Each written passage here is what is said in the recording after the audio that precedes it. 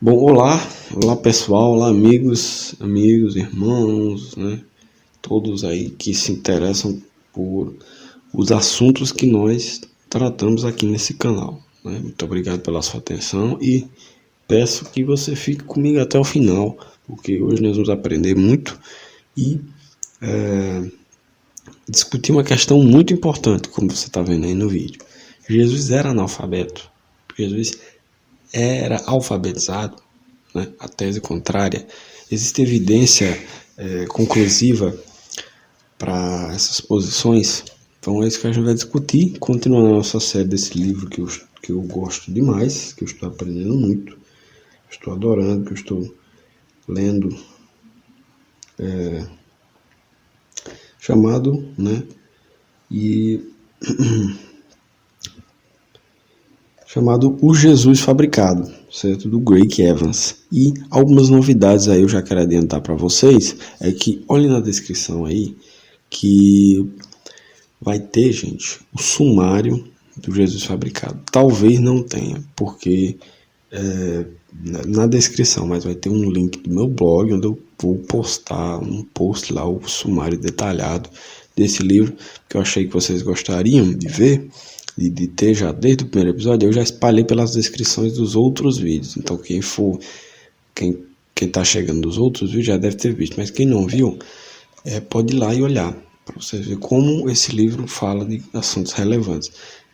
Mas vai estar lá, talvez esteja porque tem um limite aí de caracteres, 5.000 caracteres na descrição do YouTube, que eu quero colocar muita coisa. Então, a partir desse capítulo 2, né, ou seja, o capítulo 1 eu ignorei isso, mas a partir desse capítulo 2 eu vou estar aí colocando para vocês todas as notas de rodapé com as obras que o Evans faz referência, tá? Vou estar me comprometendo, e realmente é muita coisa, talvez não caiba no YouTube, eu vou ter que jogar no comentário, eu vou ter que linkar para o blog, não sei como vou fazer, mas eu quero fazer, porque eu acho que isso é importante, contribui bastante aí para o seu estudo do livro, não é mera leitura, mas que é um livro que tem um arcabouço em peso acadêmico, argumentos de peso, né? Argumentos de peso embasados com citações, com material de aprofundamento, etc. E tal que eu quero trazer para você aqui, né? Então, eu estou fazendo esse trabalho de digitação das coisas, dos quadros que tem. Inclusive, como você está vendo, ou nos comentários ou na descrição, tem aí o quadro do finalzinho do capítulo 1, que é sobre os papiros do Evangelho de João. Então, dê uma olhada aí, que também tem esse quadro dos papiros do Evangelho de João, que eu também digitei para vocês, né? E vou digitar, já digitei a boa parte das notas do capítulo 2, porque eu não vou ler o capítulo 2 todo, mas só as notas que ele cita até a parte que eu vou ler, que discute se Jesus era analfabeto ou não, tá? Então, sem mais delongas, com essa introdução aqui de 3 minutos, né? Quero agradecer muito a Deus por estar voltando a fazer esse vídeo e tudo mais. E vocês estão vendo que a qualidade de áudio melhorou, que graças a Deus eu estou gravando aqui com um celular melhor que o celular da minha mãe, que a minha mãe ganhou de presente do meu pai recentemente. Enfim, vocês estão vendo aí que a qualidade é melhor, pretendo manter essa qualidade, né? E tal, e realmente vamos continuar trabalhando aí, né? Na qualidade do canal, porque a qualidade estava bem baixa lá no meu celular tal, mas se eu vou continuar gravando com esse aqui, a qualidade vai ficar melhor e contribui para que o canal cresça, né? Para quem sabe um dia a gente consiga tirar até um retorno econômico maior dele, ou melhor, que a gente consiga tirar um retorno econômico dele, que não tira, né? Maior se tivesse tirando alguma coisa, mas não tá, que vai sempre ser revertido no crescimento do canal, tá, gente? Aqui não posso ligar o ventilador enquanto estou gravando, então está um calor aqui, né, no sul do Ceará, ou seja, o norte, ali do nordeste, tá? Então, bem quente aqui, tá? Mas, enfim. Então nesse sentido, eu penso em o canal crescer e futuramente monetizar os vídeos e conseguir ter alguma renda que vai ser revertida em tudo isso. Mas, enfim, as coisas estão melhorando, eu arrumei um emprego, né? Agora, esse tempo e, enfim, mas vamos lá, sem delongas aí, se estender por tanto tempo, já vai dar 5 minutos de vídeo e nós não entramos no tema, né, mas eu precisava dar esses avisos, tá? Deixa eu ajeitar aqui um pouquinho minha cadeira. E vamos lá, né? Tá? Então, só aqui no final do capítulo 1, eu vou desprezar, porque o Evan só fala um pouquinho aqui das primeiras testemunhas cristãs, né? Depois ele logo, focando aí naquela questão do que é essencial na nossa fé, né? E aí depois tem o quadro dos papiros do Evangelho de João, que vai estar aí no vídeo em algum lugar, no meu blog, preste atenção, olha a descrição e tudo mais. Mas na descrição vai estar com certeza as notas e o rodapé do Evans, que o Evans vai usar e etc. E aí vamos para uma questão, né, que ele vai discutir aqui, extremamente importante. Eu vou ler o capítulo e conforme ele vai lendo, vou ler até mais compassadamente, porque eu vi que no primeiro vídeo eu li muito rápido mesmo. Aí vou ler mais compassadamente e vou sinalizar quando eu for pausar e comentar aqui, né? Então vamos lá. Pontos de partida restritos e métodos exageradamente críticos. Esse é o título do capítulo 2, né? A questão da autenticidade. O Jesus Seminar, né, o Jesus Seminar, ganhou notoriedade quando concluiu em 1993 que apenas 18% dos dizeres atribuídos a Jesus nos evangelhos do Novo Testamento teriam sido realmente ditos por ele. Apenas 18%, gente. Essa foi a conclusão desse seminário de Jesus. Ou seja, é uma conclusão muito, muito radical, né, que causou realmente um furdúncio no meio da academia ali, conservadora dos Estados Unidos. Então, realmente, uma empreitada se levantou contra esse Jesus Seminar com essas afirmações tão audaciosas e radicais, né, que aparentemente, então, evocariam evidências fortes, etc., que fizessem a gente concluir essas coisas dessa maneira, né? Mas, enfim, continuando aqui. O seminário chegou a resultados semelhantes a respeito das atividades de Jesus. Aí tem a primeira nota, tá? Vocês podem consultar as citações, mas eu vou ler aqui só um comentário que o Craig Evans faz na nota. Ele diz assim: o seminário chamou a atenção da imprensa com seu sistema de codificar os dizeres de Jesus por meio de cores, da seguinte forma: vermelho, algo que Jesus disse; rosa, algo próximo ao que Jesus disse; cinza, dúvida de que Jesus tenha dito; preto, algo que muito provavelmente ou definitivamente Jesus não tenha dito. Então, olha só aí os ares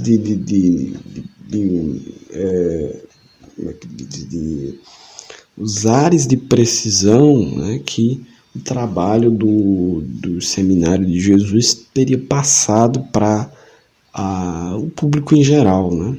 Tanto cristãos quanto não cristãos e pessoas da mídia, que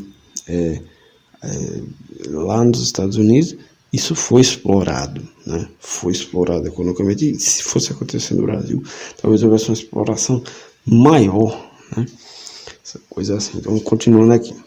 Pronto, aí tem mais um subtítulo aqui: pontos de partida restritos. Nos últimos anos, alguns estudiosos têm chegado a conclusões muito surpreendentes, ou pelo menos têm feito afirmações muito surpreendentes. Foi-nos dito que...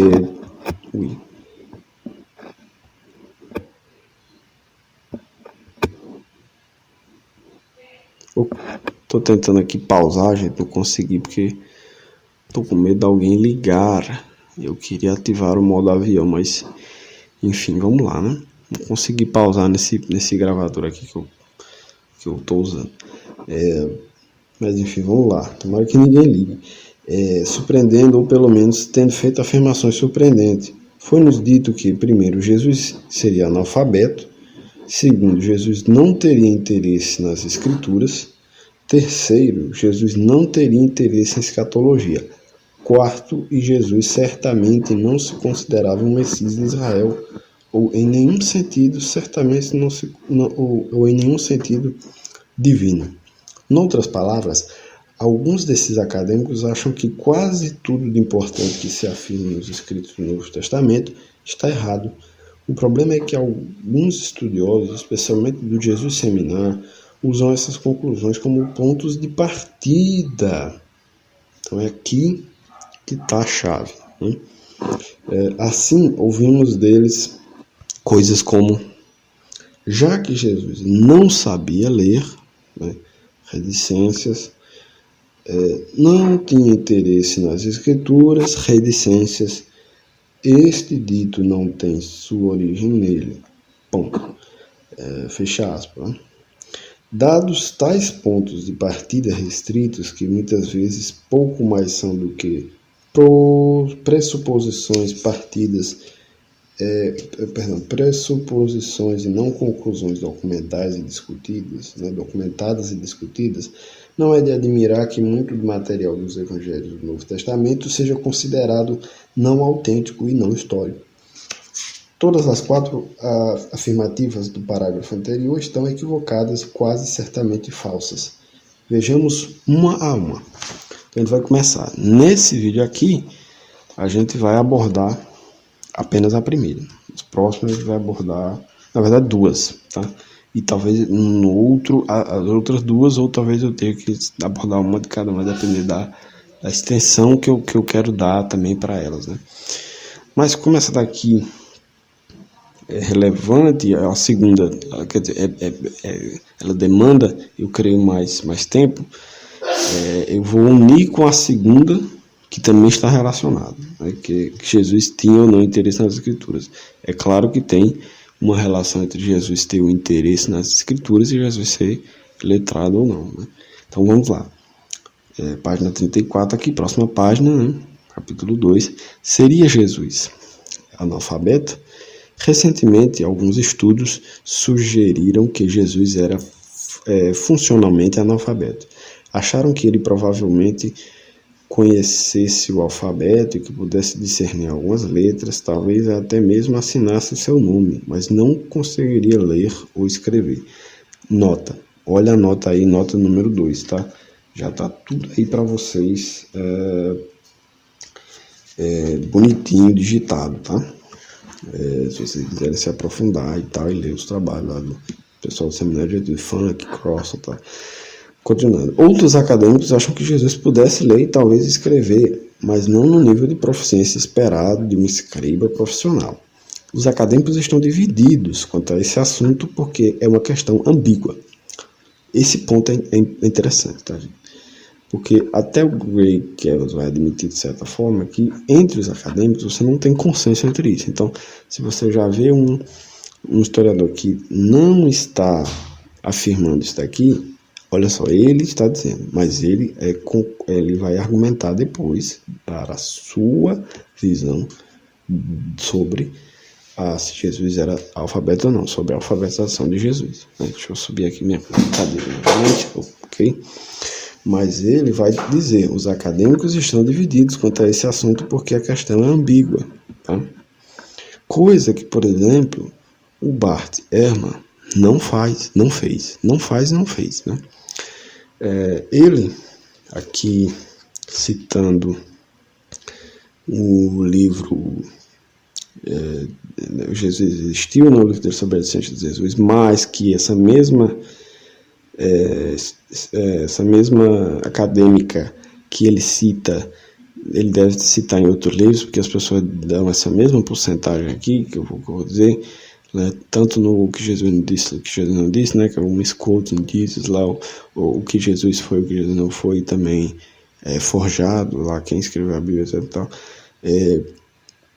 Ele disse aqui, ó, citando Bart Ehrman no Jesus Existiu, Jesus Não Existiu.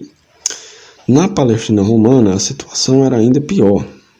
O estudo de alfabetismo na Palestina mais aprofundada é o da professora. Então, vai dizer, o estudo mais aprofundado, e que ele conhece, né, eu colocaria aqui, adicionaria, o estudo mais aprofundado é o da professora de estudos judaicos da Universidade de Londres, Catherine Rezer, tá? que o livro dela é o Jewish Literacy in Roman Palestine, né?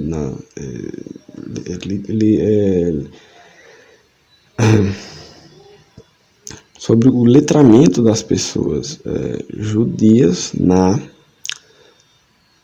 Palestina romana, né? Onde esse EZ é HEZ, porque eu não sei se vai dar para colocar o nome do livro dela na descrição. Mas, enfim, vocês podem checar o trabalho dela também. Eu vou ditar o segundo nome dela. Catarina, normal em inglês, mas o EZ é alemão aqui. H-E-Z-I-S, Z e S, né? Um consonantal, S-R. Esser, né? Que mostra, tá, continuando aqui ali, que mostra que na época de Jesus é provável que apenas 3% dos judeus palestinos fossem alfabetizados. E o livro dela é de 2001, tá, gente? Por que isso é importante eu vou falar daqui a pouco, né? Que também, obviamente que o ano do livro, a atualidade dele, para um acadêmico tem tudo a ver, mas dessas obras citadas aqui, que nós vamos falar sobre a questão sobre o letramento, né? Na Palestina do primeiro século, na Palestina romana do primeiro século, é o mais recente, mas não quer dizer que é o mais correto, né? Com certeza, obviamente. E o Greg Evans aqui, ele não é o único, tá? Obviamente que defende a posição de que Jesus pudesse ler e talvez escrever, mas não com o nível de proficiência esperado por um escritor profissional. Ele não é o único, mas ele admite. Os acadêmicos estão divididos quanto a este assunto, porque é a questão ambígua, mas o Bart Ehrman, ele só diz: o melhor estudo, o estudo mais aprofundado é da professora de estudos judaicos da Universidade de Londres, Catherine Essa, que mostra que na época de Jesus é provável que apenas 3% dos judeus palestinos fossem alfabetizados. Livro de 2001, né? Jewish Literacy in Roman Palestine. Você vê uma diferença aqui da postura, né, perante a divergência acadêmica para começo de história, né? Mas enfim, vamos continuar. Muitos crentes imediatamente afirmam que é claro que Jesus era letrado, afinal ele era o Filho de Deus, podia fazer qualquer coisa. Então aqui o que vai tocar levemente no ponto, digamos assim, cristológico, porque dificilmente muita gente comum, né, muita gente, a palavra não seria comum, seria leiga, né, vai dizer simplesmente não faz sentido você buscar essa discussão histórica, porque Jesus era Deus, ele sabia tudo e tal, mas enfim, também essa pessoa também não tem uma noção provavelmente muito grande de cristologia, qualquer tipo de cristologia. Não, noção com certeza, mas uma noção aprofundada, né? Mas enfim, isso não resolve problemas, isso acaba criando outros problemas. Uma perspectiva tão ignorando completamente fatos históricos, pontos históricos, evidências históricas, permanente apelando para a pressuposição, digamos assim, da divindade de Jesus e tal. Enfim, esse comentário é suficiente por enquanto. Mas vamos lá. Afinal, ele era o Filho de Deus, poderia fazer qualquer coisa. Crentes do segundo e do terceiro século começaram a presumir tais coisas. Alguns sugeriram que, quando menino, Jesus teria sido um aluno extraordinário, que debochava do seu professor. Entretanto, tal conjectura não é coerente com a crença cristã de que Jesus fosse plenamente humano. Como criança, Jesus aprendeu a falar, como menino aprendeu a brincar, como jovem aprendeu a profissão da família. Na verdade, conforme Hebreus 5:8, Jesus aprendeu a obediência pelas coisas que sofreu. Uma antiga confissão cristã diz que Jesus a si mesmo se esvaziou, assumindo a forma de servo. Citando aqui Filipenses 2:7. Continuando. Isso implica limitações de alguma natureza. Portanto, a questão de Jesus ser ou não letrado é uma pergunta legítima. Em sentido teológico, não havia necessidade de Jesus ser letrado para realizar o seu ministério. A questão não é se Jesus, como filho de Deus, deveria saber ler ou saber matemática avançada, astronomia e outra disciplina qualquer, mas se lia ou não. A evidência, à luz das considerações contextuais gerais, favorece a tese da leitura. Há 3 espécies de evidências a serem consideradas a fim de responder essa questão. O primeiro tipo de evidência diz respeito a passagens específicas. Existem apenas algumas. Lucas 4, 16 ao 30 descreve Jesus lendo o manuscrito de Isaías e proferindo uma mensagem. A maioria dos estudiosos reluta em tirar conclusões dessa passagem, porque ela parece ser uma expansão de Marcos 6, 1 ao 6, que nada diz sobre ler a Escritura. Então, a matéria de aprofundamento, nós vamos ler as respectivas passagens, né? Na verdade, eu tenho até aqui, já aberto aqui no computador, a passagem de Lucas, e eu vou abrir a passagem de Mateus, passagem de Mateus, tá, gente? Em na minha Bíblia, no caso. Então é Lucas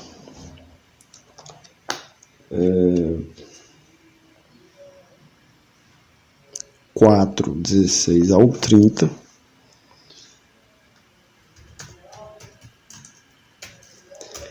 E Mateus 6, do 1 ao 6, né?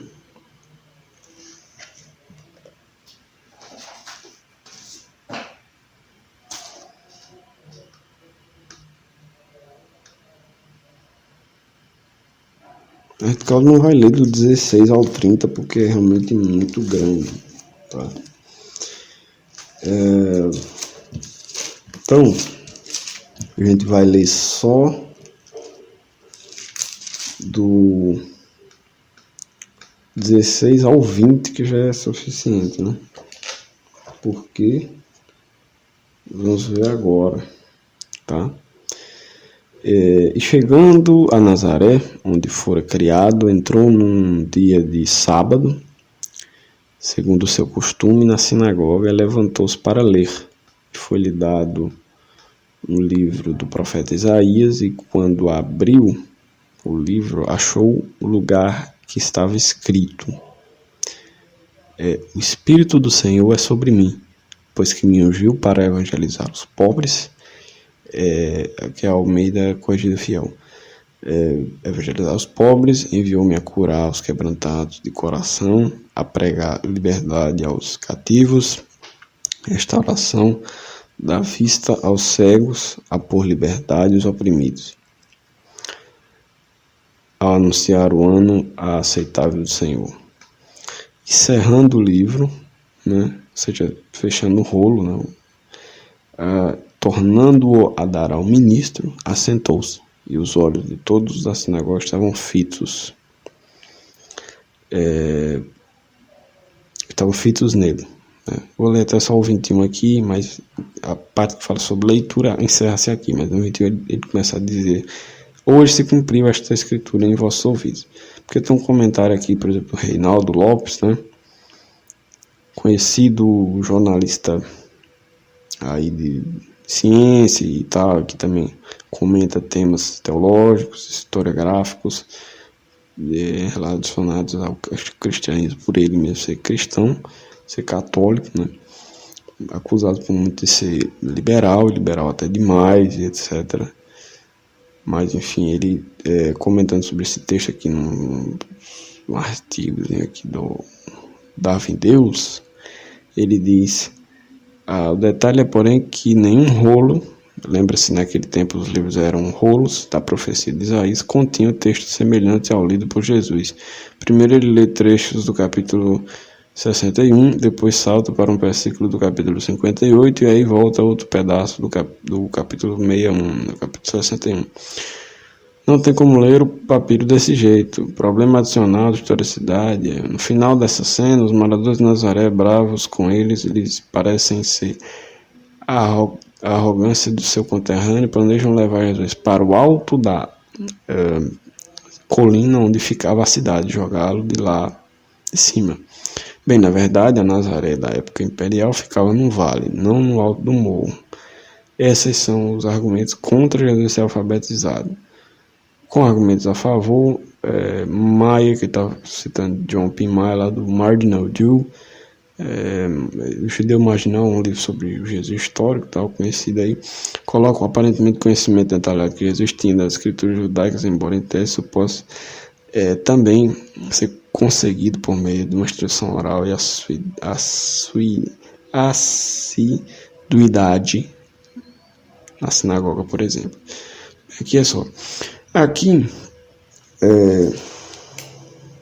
tanto pelo comentário do Greg Evans, quanto pelas informações aqui trazidas pelo Reinaldo Lopes, os acadêmicos, de maneira geral, parecem concordar que não se pode tirar grandes conclusões desse texto aqui de Lucas, né, Lucas 4.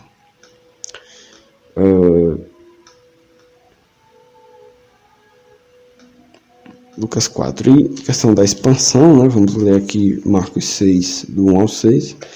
Tendo Jesus partido dali, foi para a sua terra e os seus discípulos e acamparam, chegando ao sábado, passou a ensinar na sinagoga.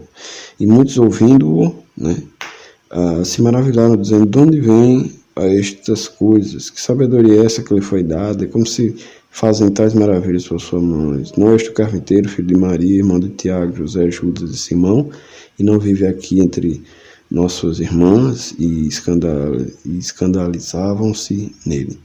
Porém, Jesus lhes disse: não há profeta sem honra, senão na sua terra, entre os seus parentes e na sua casa. Não pode fazer ali nenhum milagre, senão curar uns poucos enfermos. E não pôde fazer ali nenhum milagre, senão curar uns poucos enfermos, impondo-lhes as mãos. Admirou-se da incredulidade deles, quando percorria as aldeias circunvizinhas a ensinar. Bom, então também partindo aqui do pressuposto de que aqui se está falando do mesmo evento, também da mesma ida a Nazaré, tal. Jesus não poderia ter ido para Nazaré uma segunda vez, ou talvez o texto de Lucas não diga isso, mas enfim, estou aqui comentando breves alternativas para também essa ideia de que Lucas expandiu essa versão de Marcos. Eu não vou, tá, gente, por mais que talvez algumas pessoas não gostem, não vou parar de dar essas alternativas, fazer esses comentários que talvez não sejam tão conclusivos, mas que trazem sugestões interessantes e possíveis, legítimas, que enriquecem esse material e que podem ser pesquisas futuras de vocês, pesquisas comuns ou pesquisas acadêmicas e futuras teses, etc. Então, enriquece, não vou parar, mas vou continuar. E esse texto aqui fala dele ensinando na sinagoga, porém não fala dessa coisa toda da leitura e tal, e depois terem conseguido matar ele, tentado matar ele, etc. Não fala. Enfim, talvez pudesse até ser também uma evidência de que era um evento distinto, talvez fosse uma segunda vinda de Jesus a Nazaré, mas enfim. O Greg Evans obviamente não diz que concorda com essa ideia de que foi uma expansão, mas ele cita e ele tenta sempre trabalhar com premissas, né, e textos que não são tão disputados, tá? Mesmo que ele não necessariamente... Enfim, porque se for para você refutar cada tese, você não vive, né? Você não tem vida, você não consegue desenvolver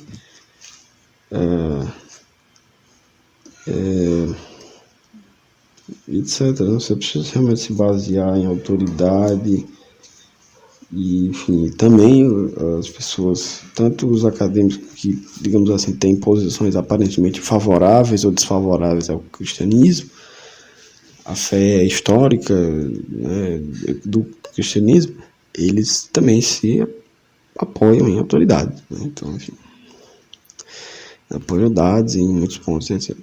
Bom, mas enfim, vamos aceitar essa visão e vamos seguir com as outras observações e argumentações do Greg Evans, certo?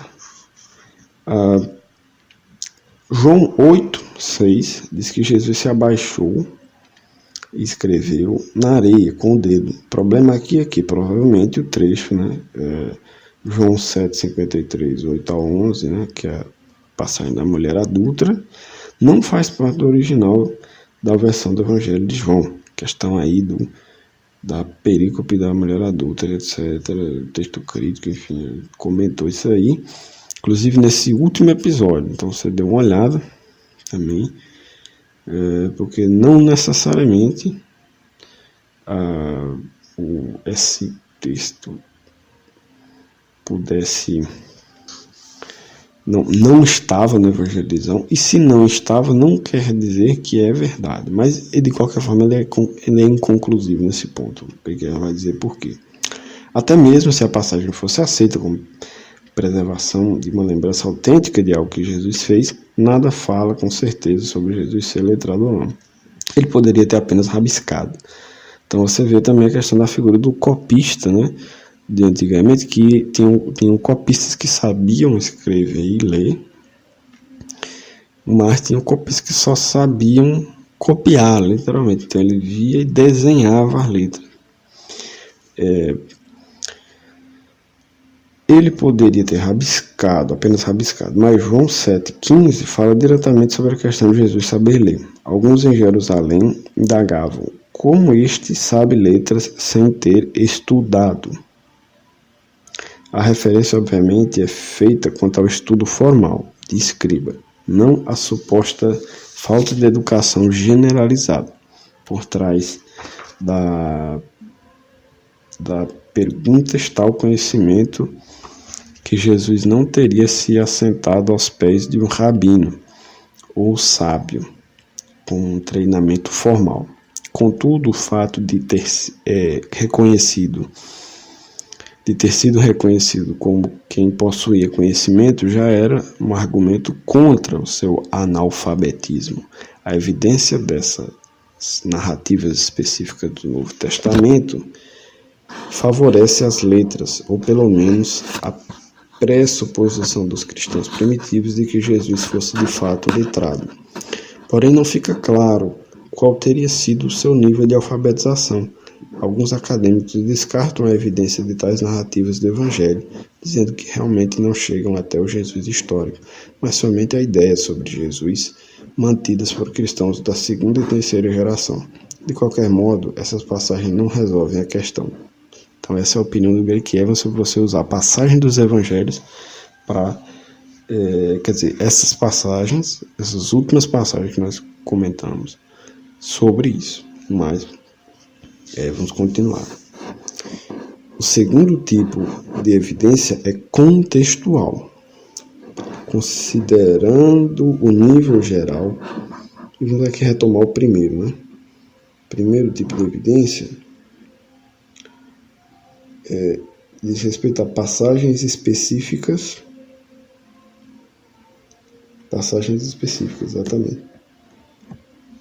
E o segundo tipo de evidência é contextual, considerando o nível geral de alfabetização do Império Romano no tempo de Jesus e os níveis de estudo entre o povo judeu como um grupo distinto. Novamente, aqui a opinião de estudiosos é muito variada. Olha só a honestidade do Evans, que não está presente quando, por exemplo, você fala de alfabetização, você está lendo Bart Ehrman. Novamente, continuando, retomando aqui, novamente aqui a opinião de estudiosos é muito variada. desde que a conclusão de que o nível de estudo era baixo, 5% ou menos, até a conclusão de que os índices de alfabetização eram bem mais altos, especialmente entre homens judeus. Então essa nota aí, essa referência tá aí, tá, gente? Eu acho que eu pulei aqui a nota 4, quer dizer, eu esqueci de falar para vocês aonde que ela estava, mas é quando se trata da perícope da mulher adúltera, tá? Essa quinta nota eu quero comentar com vocês, porque ela traz citação do trabalho, que o G.K. Evans fala desse nível de alfabetização entre os judeus era aqui, ó.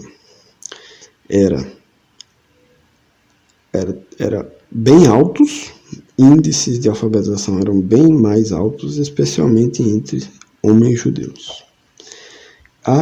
O livro que ele faz referência é o livro do Alan R. Miller, que é Reading and Writing in the Time of Jesus, New York University Press, 2000, né? Um livro de 2000, ou seja, o ano passado, um ano atrás dessa Catharine Ezra que o Beltiema cita. Então, enfim, o Alan, ele não poderia ter interagido com a Catharine, porque o livro da Catharine não tinha sido escrito ainda, mas a Catharine, que publicou depois, não interage com o livro do Alan, tá? E o Alan publicou aqui na editora respeitada, e ele é professor numa universidade respeitada, que eu não me lembro o nome agora. Posso até pesquisar aqui, Alan, tá? Alan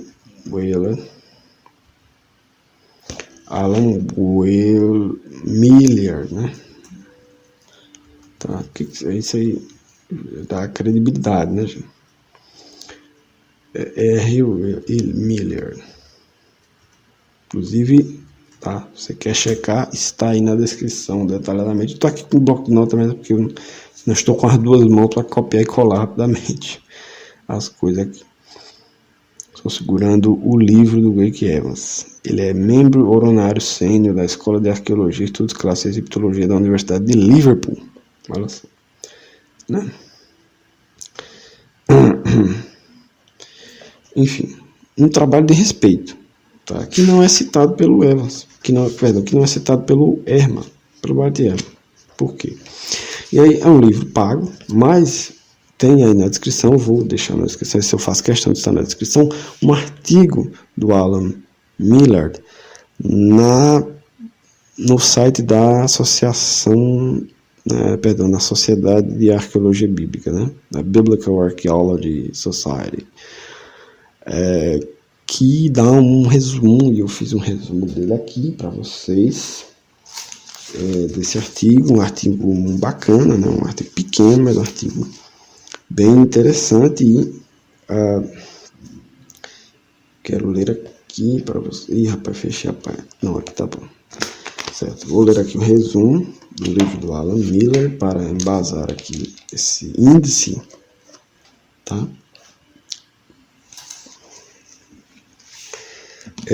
Então, ele vai citar aqui como evidências de que, na verdade, a evidência sugere que os níveis e a probabilidade de que, digamos assim, as pessoas no tempo de Jesus soubessem escrever alguma coisa, tivessem um nível de alfabetização razoável, que seria o que eu aceitável para Jesus, né? Tanto de leitura quanto de escrita e tal, porque você vê que essa pressuposição, antes de entrar aqui no Alan Miller, você vê que essa pressuposição do seminário de Jesus é assim, eles inferem, não, como Jesus não sabia ler, ele não poderia ter dito isso aqui. Por quê? Porque os índices, né, dizem que as pessoas lá, a maioria das pessoas, e Jesus, na condição dele pobre e tal, eminentemente pobre, tem gente que diz que Jesus foi rico, mas enfim, se você olhar para vários textos ali do Novo Testamento, ele não podia até não ser muito pobre, né? Enfim, mas ele com certeza não era rico, né? Não era rico. E coisa que rico mais poderia ter era saber ler e escrever com uma proficiência bacana e tal. No caso, Jesus falaria o aramaico. No sul apenas no sul da Palestina talvez ainda se falasse hebraico. Isso é o Evans que fala no artigo dele aqui, que está nesse compêndio de Jesus de Cambridge, que ele fez nota também. Se você já olhou as notas ou vai olhar depois, está lá. Mas enfim, provavelmente falava aramaico. Se ele falou em cidades gentílicas, ele também deveria falar grego, para falar com eles em grego. Quando ele fala com Pilatos, ele deve ter falado em grego. Mas falar é uma coisa, escrever é outra e ler é outra também, distintas.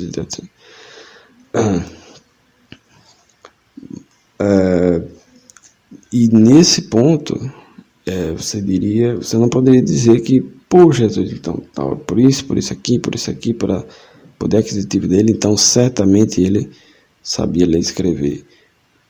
No caso da riqueza, ou melhor, no caso da pobreza também, você não poderia dizer que Jesus não sabia ler, tá? Esse não é o caso. E o que faz parte também dos argumentos aqui do Alan Miller.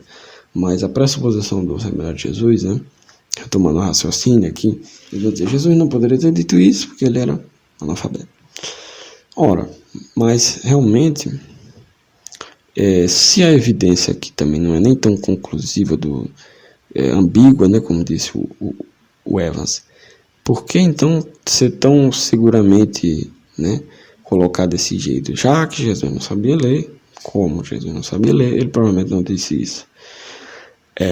Por que a inferência contrária, né, que eu estou querendo dizer, não é tão legítima quanto? Bom, como Jesus afirmou isso, provavelmente ele sabia ler, né? Então, aparentemente, eles não demonstraram que a inferência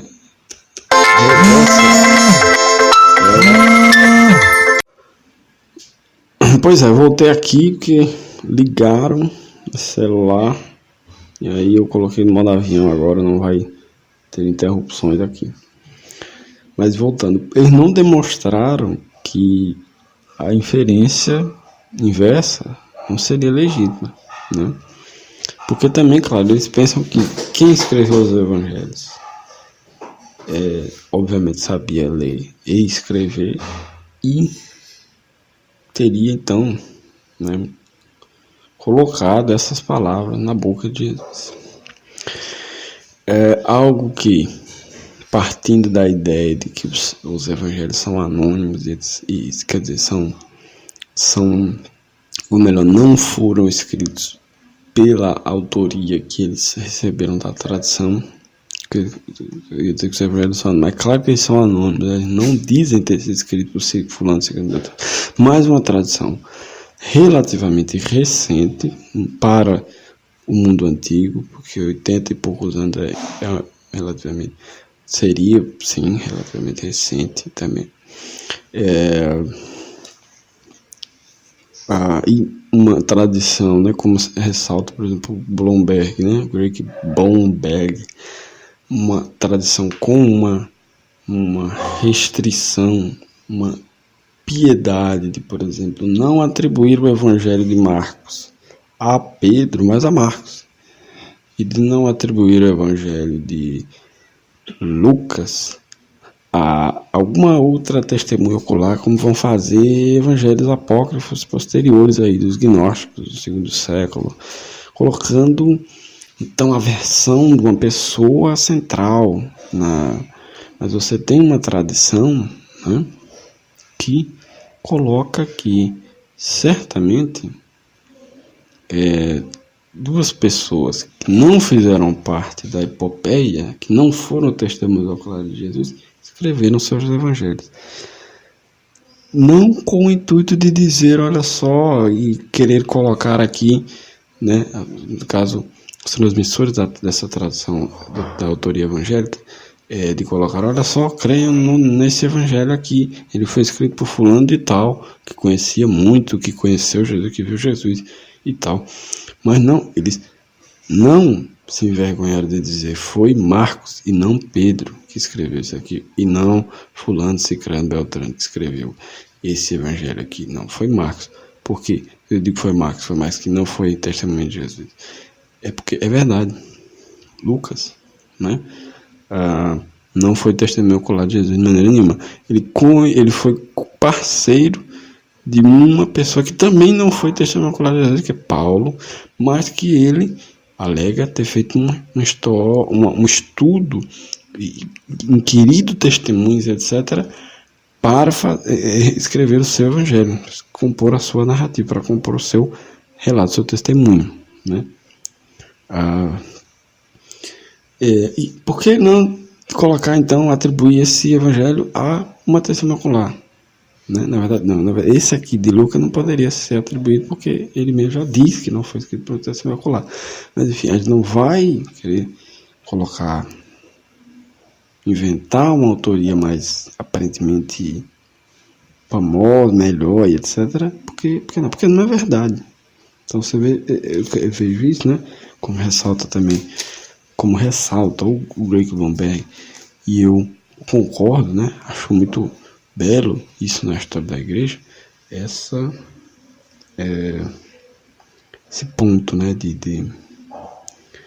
Na questão da autoria dos evangelhos, né? Porque seria aparentemente de embaraço e etc., né? E restrição.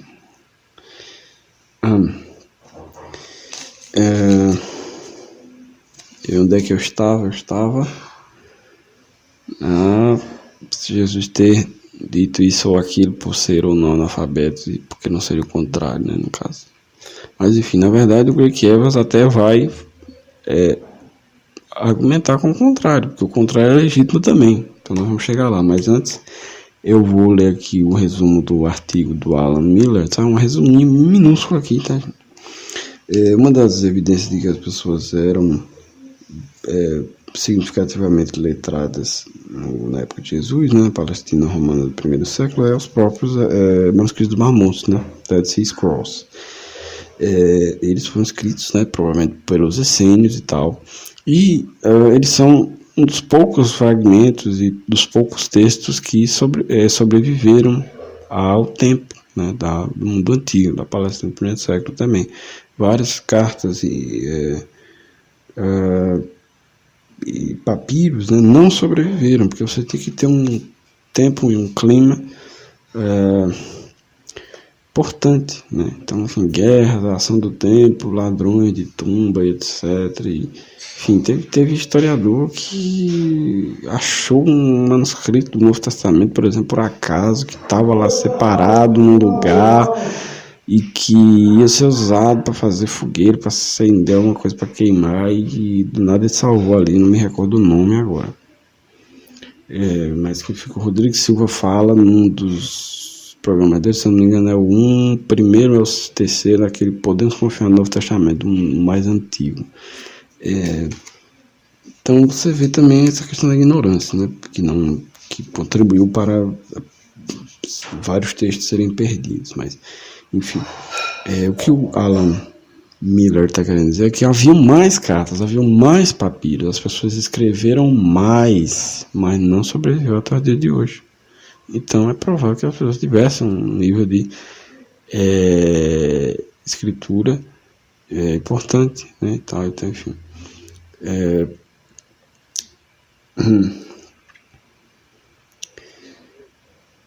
E no caso aqui nós estamos falando entre judeus, Palestina romana, né? Romana, mas Palestina dos judeus. Você tem também, né, diz o Alan Miller, documentos interessantes foram achados em Nag Hammadi, foram achados em Oxyrhynchus também, e Corã, documentos banais, que as pessoas tinham aquele escrito. Documento de divórcio, de propriedade, documento de dívida, que exemplificaria, olha só que interessante, eu estou até com a passagem aberta aqui, tá? Que exemplificaria a parábola de Jesus em Lucas 16, do verso 6 ao 7, só 2 versículos. Olha só, o que é que diz lá? Respondeu ele, 100 cados de azeite. Então disse, toma a tua conta, assenta-te depressa e escreve 50.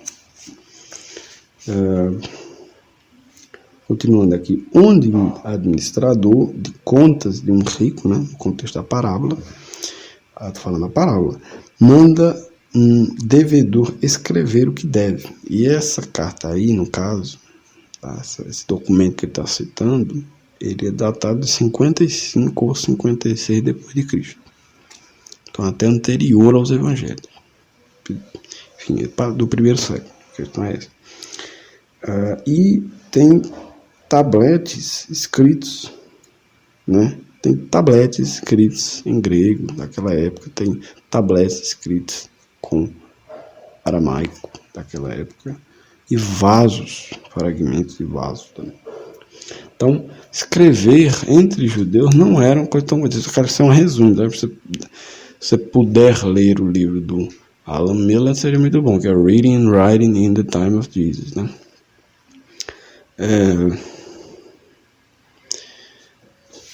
Ajeitar minha cadeira aqui. Isso é mais difícil. Aqui é só um resumo do Alan Miller lá no artigo da Biblical Archaeological Society. Essa notinha aqui ainda vou precisar, porque tem outras coisas aqui a ser comentada. Tá? Por quê? Não, na verdade não. Mas enfim, para embasar essa questão do letramento judaico, eu fiz esse resuminho do livro, do artigo do Alan Miller.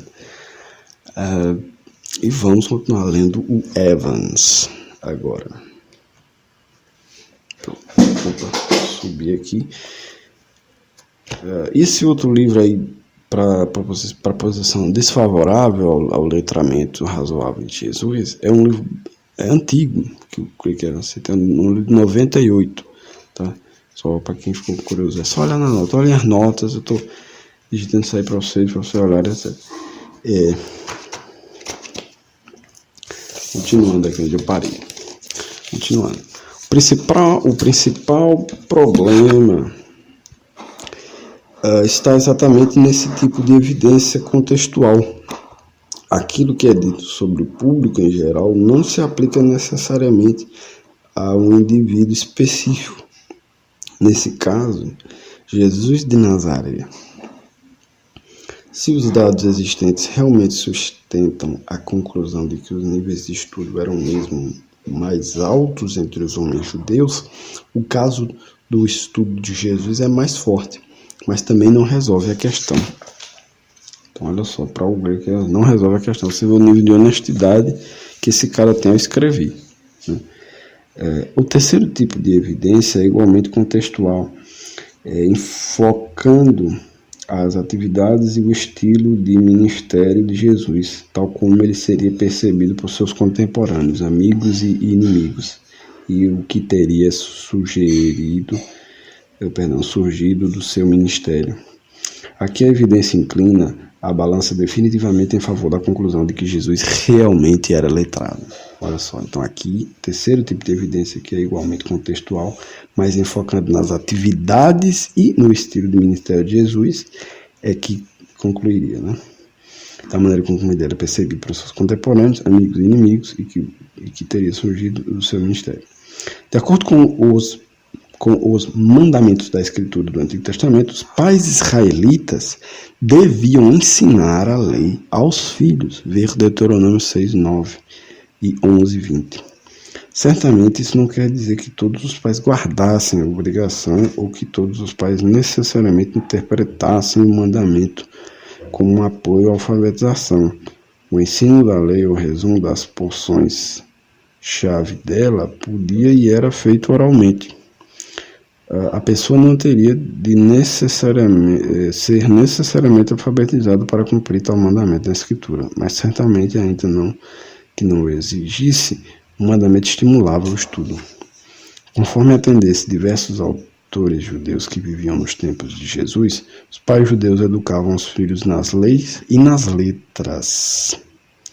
Por exemplo, conforme o autor desconhecido do Testemunho de Levi, escrito provavelmente no primeiro século, Está citando aqui. Ensinar os filhos também as letras, para que tenham entendimento durante a sua vida, ao ler sem cessar a lei de Deus. 13:2, capítulo 3, versículo 2. Joséfo, historiador judeu do primeiro século, conhecido Joséfo, declara: acima de tudo, orgulhamo-nos da educação dos nossos filhos, considerando uma tarefa essencial da vida a observação de nossas leis e das práticas piedosas baseadas nelas baseadas, as quais herdamos, contra Apion 1.60. Mais adiante ele diz: a lei, no caso aqui é um cochete do Evans, aí, ordena que, cochete, os filhos, fecha cochete, sejam instruídos desde a tenra idade nas letras e no conhecimento de nossas leis, e que lhes ensinemos os grandes feitos de nossos antepassados. Contra Apion 2.204. Tais expressões, admitidas de fontes de sacerdotes que provavelmente não refletem as realidades sociais e educativas esperadas da maioria dos judeus adultos, ressaltam o grande valor dado à escritura e à cultura no mundo judaico, especialmente entre judeus que levam a sério a lei de Moisés. Eu quero ler novamente esse trecho aqui. Tais expressões, admitidas de fontes de sacerdotes que provavelmente não refletem as realidades sociais e educativas esperadas da maioria dos judeus adultos, ressaltam o grande valor dado à escritura e à cultura no mundo judaico, especialmente entre judeus que levavam a sério a lei de Moisés. De tudo que aprendemos dele, Jesus era tal tipo de pessoa. Levava, ou seja, sacerdotes, levava a sério a escritura, citava, ensinava, debatendo com sacerdotes, escribas e com diversas pessoas e grupos religiosos. Essa evidência argumenta claramente em favor da aptidão literária de Jesus. Estatísticas e generalizações têm alguma utilidade. Entretanto, no grande quadro do ministério de Jesus, temos de concluir que Jesus realmente podia ler. Jesus é frequentemente chamado de mestre, às vezes com o hebraico rabi ou o aramaico rabone. Muitas vezes refere-se a si mesmo como mestre e é assim chamado por pessoas que lhe eram favoráveis, por opositores ou por não participantes. Jesus chamava seus inimigos mais próximos de discípulos, termo que no hebraico e no grego significa literalmente aprendizes. E aí, fiquem atentos que tem mais uma nota, a nota número 6 aí, tá?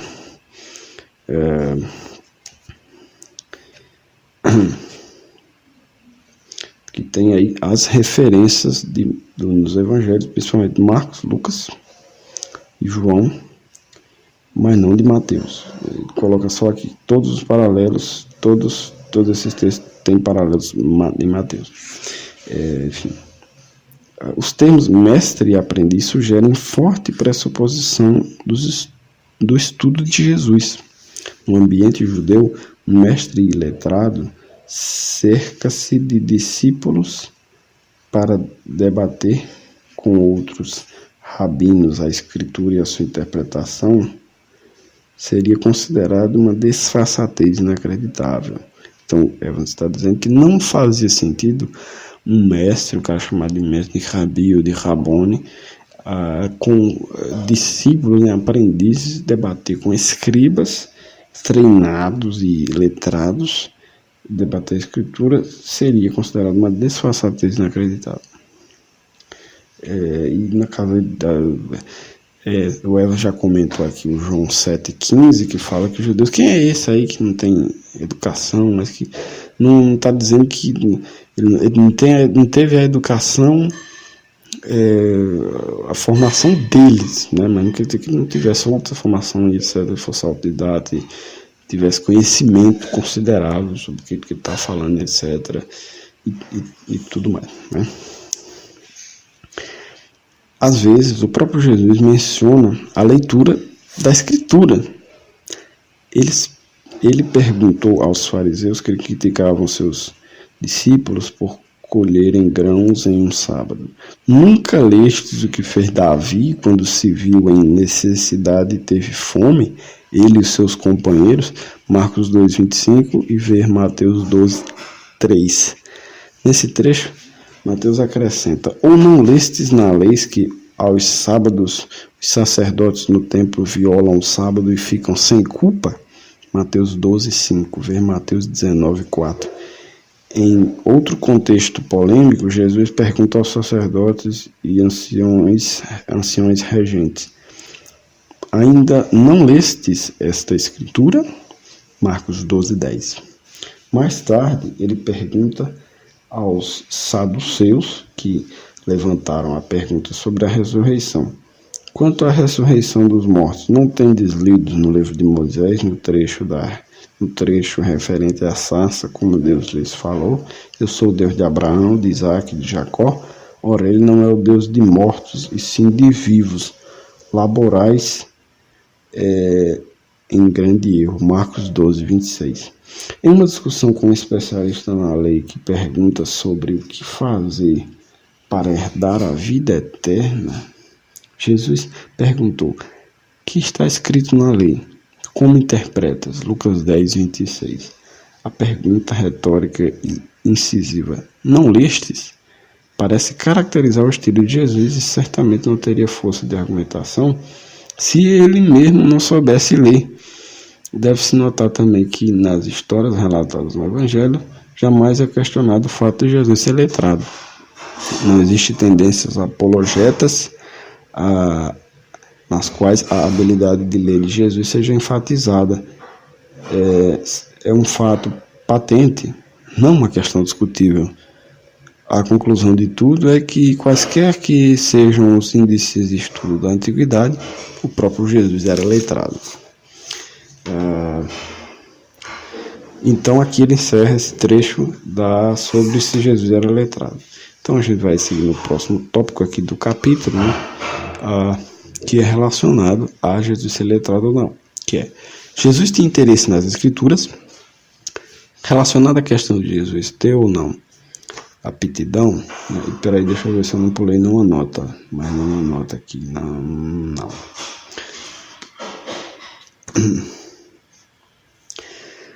Relacionado à questão de Jesus ter ou não aptidão nas letras, esta questão do seu interesse está na questão, perdão, vou ler novamente aqui, tá, gente? Relacionado à questão de Jesus ter ou não aptidão nas letras, está a questão do seu interesse pela Escritura. O Jesus Seminar, né, o Jesus Seminar, tem a estranha posição de que as Escrituras seriam interessantes apenas para os primeiros cristãos, mas não para Jesus. Portanto, quando interpretamos passagens nos Evangelhos, nas quais Jesus cita a Escritura, o Seminar pensa que estas referências seriam falas da igreja primitiva e não de Jesus. Esta conclusão é muito estranha. Jesus era, sobretudo, um mestre. Mestre de quê? Tudo que Jesus ensinou, desde o reino de Deus até a regra áurea, está arraigada na Escritura. Os discípulos, aprendizes, eram instruídos por ele e transmitiam seu ensino. Seria realmente plausível que o ensino original de Jesus pouco ou nada tivesse a ver de referências às Escrituras e que os discípulos tivessem de acrescentá-las? Isso não faz sentido.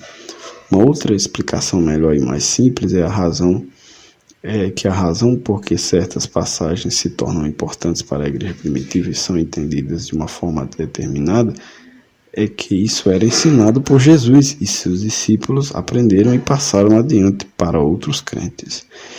O gênio criativo por trás do pensamento cristão primitivo é o próprio Jesus, não figuras anônimas diversas. Deixa eu me ajeitar aqui. De acordo com o Evangelho, os Evangelhos sinóticos, Jesus cita ou menciona 23 dos 36 livros da Bíblia hebraica, contando os livros de Samuel, Reis e Crônicas como 3 e não 6 livros. E aí tem mais uma nota 6 sobre a questão do cânon na época de Jesus. Jesus se refere ou cita todos os 5 livros de Moisés, os 3 profetas maiores, Isaías, Jeremias e Ezequiel, 8 dos 12 profetas menores e 5 dos escritos, nota 8. Lá na nota 8, Evans vai dizer Jesus, os livros que Jesus citou. Noutras palavras, Jesus cita todos os livros da lei, a maioria dos profetas e alguns dos escritos. De acordo com os evangelhos sinóticos, Jesus cita ou faz alusão ao Deuteronômio cerca de 15 ou 16 vezes, a Isaías cerca de 40 vezes, aos Salmos cerca de 13 vezes, e aos Salmos cerca de 13 vezes. Parece que tais seriam os seus livros prediletos, embora Daniel e Zacarias também pareçam receber preferência. Superficialmente, portanto, o cânon de Jesus era mais ou menos o mesmo utilizado pelos judeus religiosos que observavam a lei em seus dias. Fazendo aqui uma nota do 9, a nota 9, tá? A nota número 9 aí, vocês olhem aí.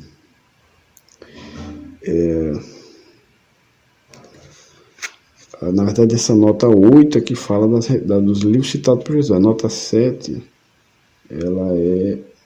Aqui, perdão, quer dizer, a nota 9, ela faz referência a livros sobre o cânon. E a nota 10, que é essa que eu falei agora, perdão, a nota 8 faz sobre o livro de Jesus, a nota 9 é sobre o cânon, tá? No caso, que eu disse que a nota 8 fala sobre o cânon, mas a nota 8 fala sobre os livros e a nota 9 fala sobre o cânon, tá? Continuando aqui. Superficialmente, vou retomar aqui, portanto, o cânon de Jesus era mais ou menos o mesmo utilizado pelos judeus religiosos que observavam a lei em seus dias, nota 9, sobre o cânon, né, lá, sobre os livros do cânon do Novo Testamento, incluindo o cânon judaico da época, o cânon hebreu da época,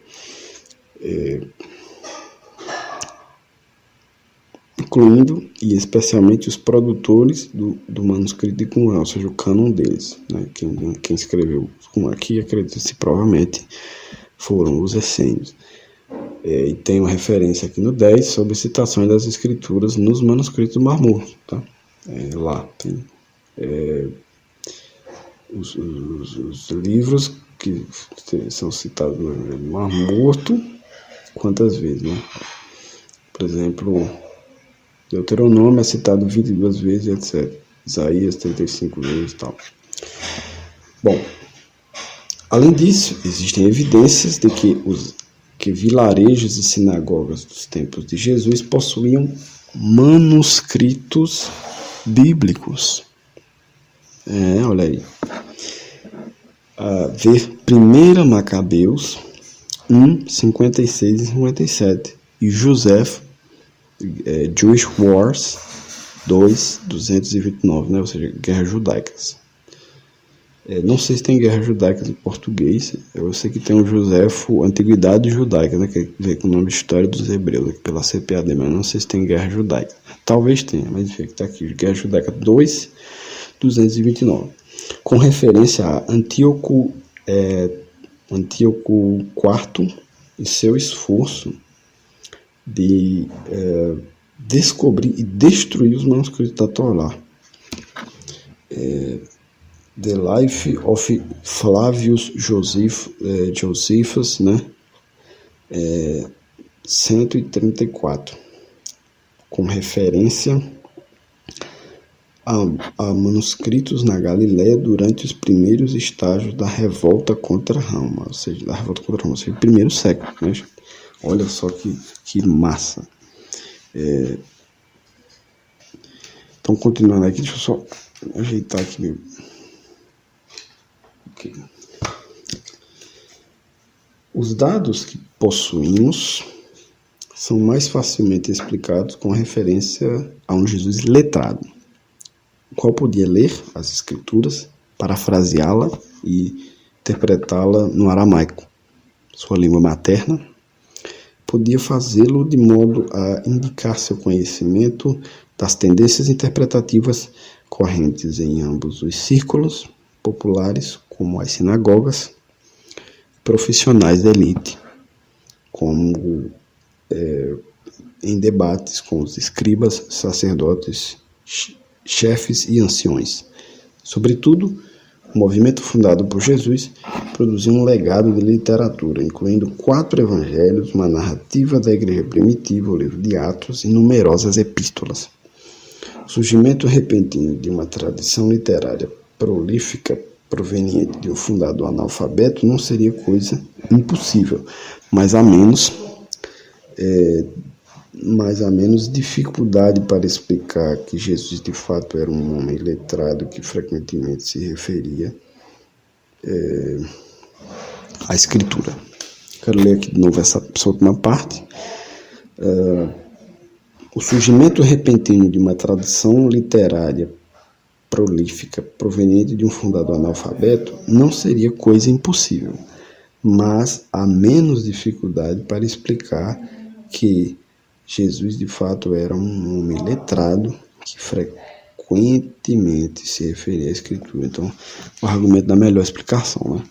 Aqui, the best explanation.